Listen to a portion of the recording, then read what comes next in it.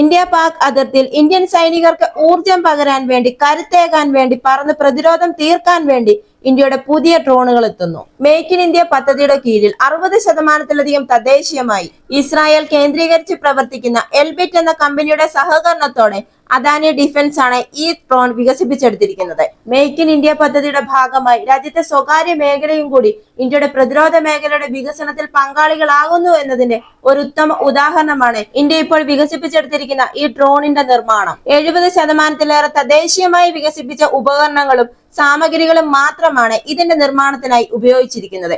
ഏകദേശം 30,000 അടി ഉയരത്തിൽ 2000 കിലോമീറ്റർ വരെ സഞ്ചരിക്കാൻ ഈ ദൃഷ്ടി 10 സാധിക്കും.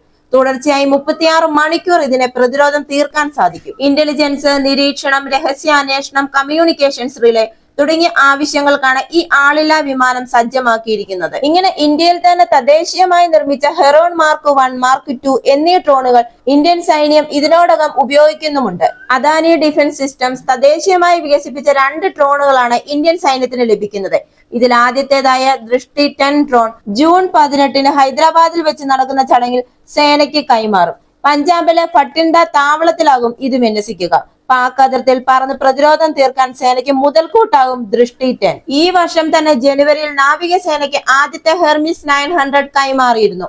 രണ്ടാമത്തെ ഡ്രോണും ഉടൻ ലഭിക്കുമെന്നാണ് വിവരം. മൂന്നാമത്തേത് നാവികസേനയ്ക്കും 4-മത്തേത് കരസേനയ്ക്കും ലഭിക്കും. ഇടത്തരം ഉയരത്തിലുള്ള ലോങ് എൻഡ്യൂറൻസ് ആളില്ലാ വിമാനമായ ദൃഷ്ടി 10 സ്റ്റാർലൈനർ ഇസ്രായേലിന്റെ ഹെർമിസ് 900ന്റെ 70% തദ്ദേശീയമായി നിർമ്മിച്ച പതിപ്പാണ്. ഈ ഹെർമിസ് 900, ഹെർമിസ് 450 എന്നിവയ്ക്കുള്ള കാർബൺ കോമ്പോസിറ്റ് എയറോ സ്ട്രക്ചറുകൾ ഹൈദരാബാദിലെ അദാനി എൽബിറ്റ് UAV കോംപ്ലക്സിലാണ് നിർമ്മിച്ചിരിക്കുന്നത്. 36 മണിക്കൂർ സഹിഷ്ണുതയും 450 കിലോഗ്രാം പേലോഡ് കപ്പാസിറ്റിയുമുള്ള ഒരു അഡ്വാൻസ്ഡ് ഇന്റലിജൻസ് സർവൈലൻസ് റെക്കഗ്നൈസൻസ് പ്ലാറ്റ്ഫോമാണ് ഈ ഹെർമിസ് 900 എന്ന് പറയുന്നത്.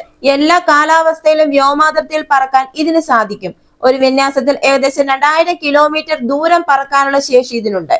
ഡ്രോണുകൾക്കുള്ള സാങ്കേതിക വിദ്യ ഇസ്രായേലിൽ നിന്ന് ഇന്ത്യയിലേക്ക് കൈമാറുന്നതിനായി അദാനി ഡിഫൻസും എയറോസ്പേസും എൽബിറ്റ് സിസ്റ്റവുമായി കരാർ ഒപ്പിട്ടതിനു ശേഷം 70%-ലധികം ഉള്ളടക്കത്തോടെ ഇത് ഇന്ത്യയിൽ തദ്ദേശീയമായി നിർമ്മിക്കുകയായിരുന്നു. ഇസ്രായേലിന് പുറത്തുള്ള ഏക ഹെർമിസ് 900 ഉൽപാദന കേന്ദ്രമാണ് ഇന്ത്യയിലെ ഹൈദരാബാദിൽ പ്രവർത്തിക്കുന്ന ഈ പ്രതിരോധ നിർമ്മാണ കേന്ദ്രം. ഇന്ത്യയിലെ ആദ്യത്തെ സ്വകാര്യ UAV നിർമ്മാണ കേന്ദ്രം കൂടിയാണ് ഇത്. ഡെലിവറിക്ക് ശേഷം ഡ്രോണുകൾ പഞ്ചാബിലെ ആർമിയുടെ ഫട്ടിൻഡ ബേസിൽ നിലയുറപ്പിക്കും.